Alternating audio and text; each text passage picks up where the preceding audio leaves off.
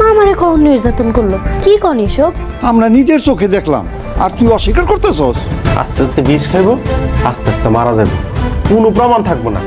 আমি 1 লাখ পারি, 1.5 লাখ পারি, যত টাকাই পারি ব্যবস্থা করবো ইনশাল্লাহ। আমার স্বামীটা যাতে সুস্থ থাকে, ভালো থাকে, আল্লাহ যাতে তারা হায়াত দারাজ করে।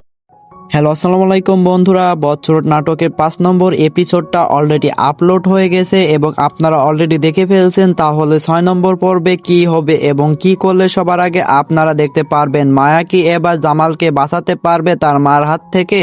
সো আজকের এই ভিডিওতে আপনারা জানতে পারবেন কি করলে বচ্চরট নাটকের 6 নম্বর পর্বটা সবার আগে দেখতে পারবেন এবং বচ্চরট নাটকে কি হতে যাচ্ছে। এবং বচ্চরট নাটকটি যারা সবার আগে দেখতে আসছেন অবশ্যই আমাদের ইউটিউব চ্যানেলটিকে সাবস্ক্রাইব করে দেবেন, তাহলে বচ্চরট নাটকের 6 নম্বর পর্ব সবার আগে আমাদের ইউটিউব চ্যানেলে দেখতে পারবেন। তাই জন্য আপনাদের কাছে অনুরোধ রইল, আপনারা যারা আমাদের ইউটিউব চ্যানেলটিকে এখনো সাবস্ক্রাইব করেননি অবশ্যই সাবস্ক্রাইব করে দেবেন। আপনারা যত বেশি সাবস্ক্রাইব করবেন আমরা তত দ্রুত বচ্চরট নাটকের 6 নম্বর পর্বটা আনতে যাব। তাই আপনার কাছে অনুরোধ রইল আমাদের ইউটিউব চ্যানেলটিকে সাবস্ক্রাইব করে দেন। বচ্চরট নাটকের 6 নম্বর পর্বটা অনেক ধামাকা হতে যাচ্ছে, কারণ বচ্চরট নাটকের 6 নম্বর পর্বে আমরা প্রথমেই দেখতে পারবো চেয়ারম্যান এবার তার সৎ ভাইয়ের সাথে অর্থাৎ জামালের সৎ ভাইয়ের সাথে হাত মিলিয়েছে এবার জামালকে খুন করার জন্য। এবার প্রতিশোধ নেবে বড়সড় আকারে। অন্যদিকে বচ্চরট নাটকে বচ্চরট অর্থাৎ জামাল তো মায়াকে একদমই বিশ্বাস করে না। মায়া অনেক বোঝানোর চেষ্টা করেছে, তার সৎ মা তাকে খুন করতে চায়, অর্থাৎ তার ভাইদের নামে সব জমি লিখে দিতে চায় তার সৎ মায়েরা।